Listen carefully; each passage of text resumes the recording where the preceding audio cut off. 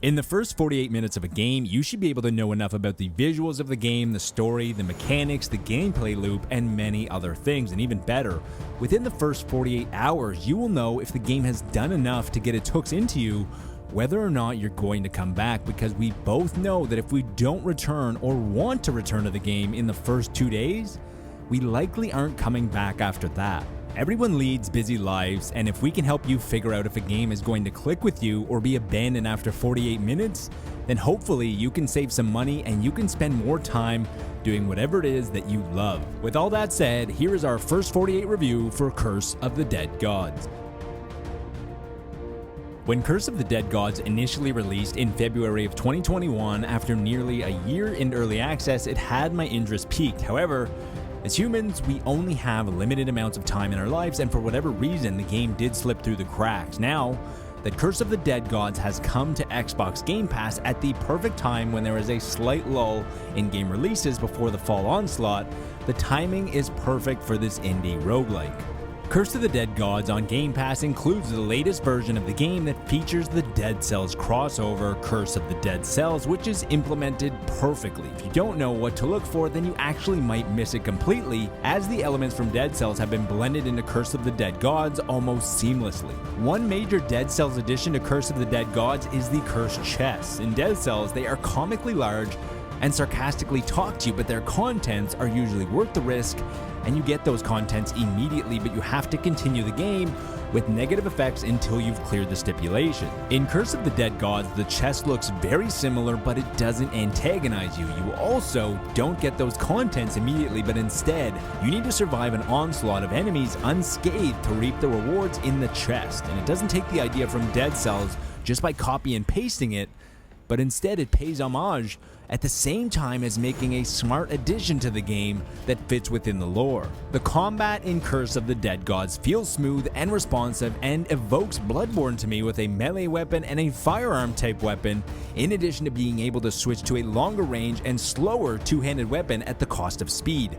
And in another similarity to Bloodborne, you have a limited amount of stamina in which you can roll to evade attacks or use that stamina to attack, forcing you to play a bit more meticulously as opposed to just spamming the attack button in some other roguelite. Curse of the Dead Gods isn't just about being on the attack. You also have the ability to deflect the enemy's attack and parry them in the same way that you could in a game like Sekiro. A perfectly executed parry will cause the enemy to stagger, becoming more vulnerable to attacks, but just like in Sekiro, the timing needs to be perfect. Releasing a roguelike dungeon crawling game post Hades is impossible not to draw comparisons to the award-winning title.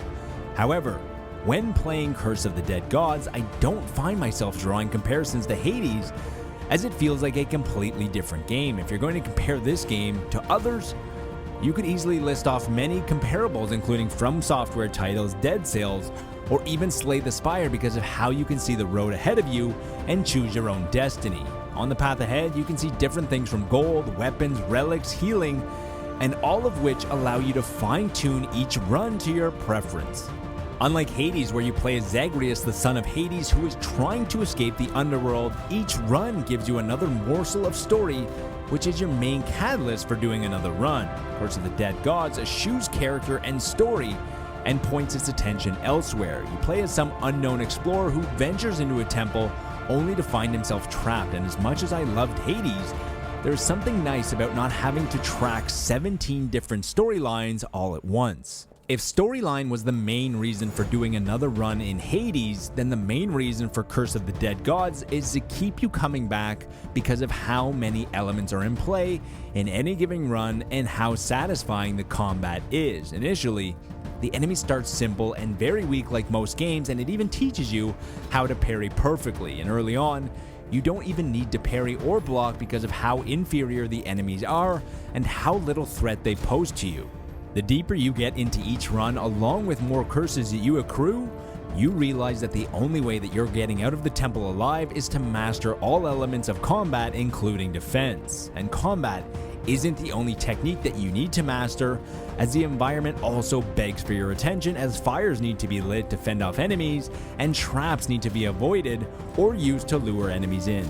The controls of Curse of the Dead Gods feel smart and responsive, and the enemy variety keeps the encounters fresh, and the different curses and boons you find in the depths of the temple provide Curse of the Dead Gods with a unique feeling. And like any game worth its salt, there are a lot of systems at play, and it takes a while to get accustomed to them all. As for the title of the game, Curse of the Dead Gods, it not only shares a similar art style to Darkest Dungeon, but also the main mechanic of the game is the curses. Each door that you cross deeper into the temple increases your corruption level, and every 3 doors, you become cursed, with each curse making the game even more challenging. This works very similar to Darkest Dungeon, when players would lose their composure during long explorations without a proper torch to light the way, and the horrors that were found along the depths. There are things that you will find along your journey that can help fend off this corruption and the curses, but it will be at the cost of sacrificing something else along the way.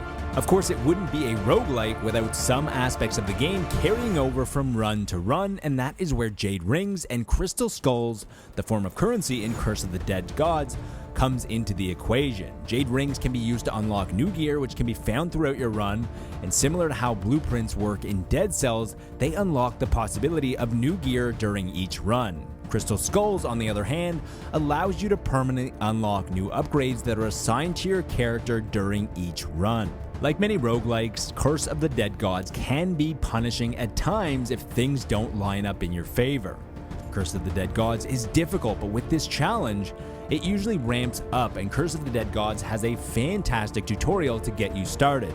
With so much competition in the rogue genre over the past 5 years, there always seems like there isn't room for more, but we have seen time and time again that with enough creativity, original ideas, and proper execution, that there is always room for one more, and Curse of the Dead Gods earns its spot alongside games like Dead Cells and Hades. If you enjoyed this video, please consider subscribing, leaving a like, and let me know in the comments below what your favorite rogue type has been over the past few years.